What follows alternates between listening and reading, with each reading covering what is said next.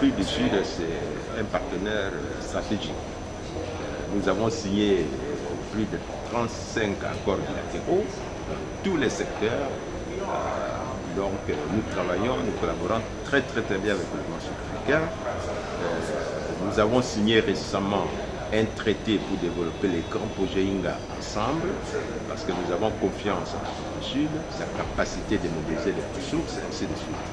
Donc nous travaillons, nous coopérons avec l'Afrique du Sud au cadre de la SADC, qui est une organisation régionale qui regroupe 15 pays de l'Afrique australe.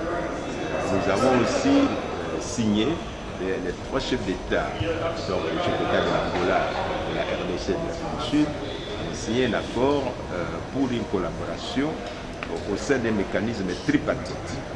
Donc on travaille très bien, on collabore encore avec l'Afrique du Sud dans ce cadre-là du mécanisme tripartite. Donc on est très lié avec l'Afrique du Sud et on travaille ensemble dans plusieurs domaines, comme je viens de le citer. Bon, d'une manière générale, nous maintenons de très bonnes relations avec la communauté congolaise de l'Afrique du Sud. Il est estimé qu'il y a environ 300 000 Congolais dans ce pays, ce qui fait de la diaspora congolaise en Afrique du Sud la plus grande au monde. Alors, au sein de la communauté, bien sûr, il y a des pasteurs, il y a des professeurs d'université, il y a des médecins. On me dit qu'il y a environ entre 500 et 600 médecins congolais en Afrique du Sud. Ce sont les médecins qui sont venus dans les années 70, je vais dire 90, 92. Et la plupart sont devenus d'ailleurs des citoyens sud-africains. Il y a des géologues, donc il y a la classe professionnelle. Il y a aussi des hommes d'affaires congolais qui sont basés ici, avec qui on entretient de très bonnes relations. Mais la majorité des Congolais qui sont en Afrique du Sud sont des étudiants. Aujourd'hui,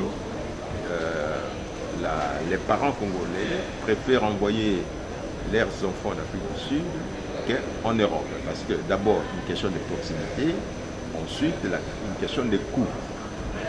Le niveau des études en Afrique du Sud est très élevé. Cela qui s'appelle les réfugiés, c'est-à-dire les gens qui sont venus en Afrique du Sud pour chercher l'emploi, pour chercher à manger, ainsi de suite. Alors, la plupart de ces jeunes qui viennent comme ça, qui n'ont pas terminé les études chez nous, et qui croient pouvoir trouver un emploi, bon, il y en a qui se débrouillent très bien, qui travaillent dans les sociétés de gardiennage, qui travaillent dans les parkings des voitures, dans les restaurants, qui se débrouillent très bien. Mais il y a une bonne partie qui est au chômage. Alors, mais à part tout cela, il y a une petite minorité de Congolais, une poignée, peut-être une vingtaine, qui se lancent dans les activités de violence. Ils terrorisent la communauté congolaise, là où ils habitent. Ils attaquent les dirigeants qui sont de passage en Afrique du Sud. Et donc, ils commettent des actes de violence contre leurs propres compatriotes.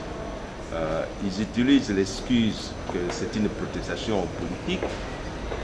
On est en démocratie, on n'empêche pas que les gens puissent protester paisiblement, mais lorsque vous vous lancez dans les actes de violence, ainsi de suite, et ça devient la criminalité. Ils se mettent à tabasser les gens, ils leur enlèvent leurs biens, ils vandalisent les restaurants qui appartiennent aux Congolais, les salons de coiffure, ainsi de suite. Donc il y a cette petite minorité-là ne veut pas qu'un Congolais émerge. Parce que si vous avez un petit restaurant, un salon de coiffure, ainsi de suite, on vient détruire ça. Sous prétexte que vous êtes un collabo, je ne sais pas ce que ça veut dire collabo, mais dans leur tête, c'est-à-dire vous soutenez le régime qui est à Kinshasa. Bon, il y a les étudiants, par exemple, ils ont des associations estudiantiles. Ils viennent, ces étudiants, on les leaders. On collabore avec eux dans le sens que dans ce sens que dans leurs universités respectives, ils organisent des soirées internationales, ils organisent des journées africaines, ils organisent des fêtes pour le 30 juin, ainsi de suite. On les assiste, on travaille avec eux, on les épaule, ainsi de suite. Là, nous les encadrons.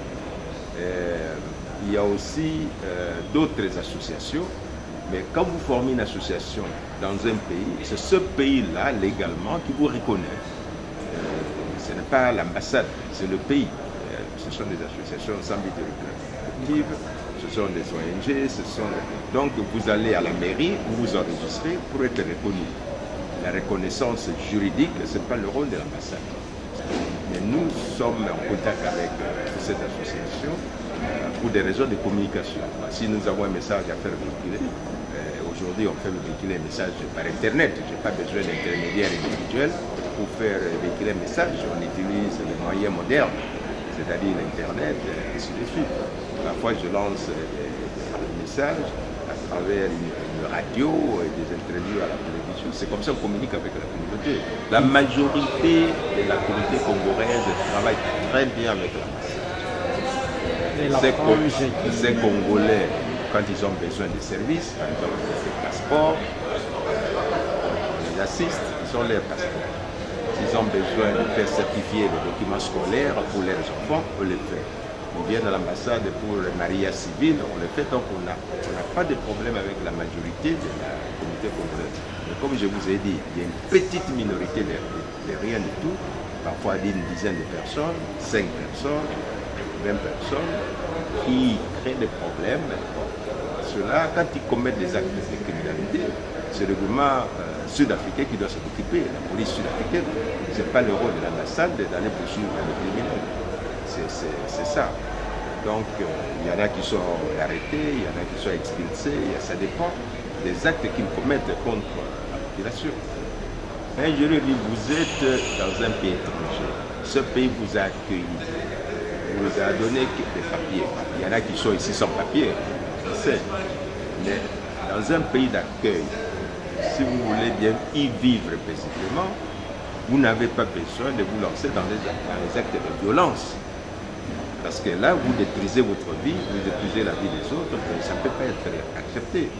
Aujourd'hui, on me dit qu'il y a des Koulouna qui avaient traversé le fleuve pour se réfugier à Brazzaville. Et quand il y a eu des incidents à Brazza, ils se sont retrouvés ici. Alors ici, ils commencent à faire ce qu'ils faisaient à Kinshasa. C'est-à-dire attaquer les gens, commettre des actes de criminalité. Moi, je leur dis, c'est pas normal que vous venez dans un pays étranger, même dans votre propre pays, si vous lancez dans les actes de criminalité, un jour vous serez arrêté. Vous avez des problèmes, on est là pour discuter, pour parler. Quels sont vos problèmes? Quelles sont vos inquiétudes? Si on est en mesure de vous aider, on vous aide. Ou bien on vous oriente, on vous donne des conseils. Nous sommes là pour ça. Ce sont les citoyens congolais comme tous les autres. Mais si vous préférez faire la violence, en ce moment-là, nous ne sommes pas d'accord avec moi. Merci.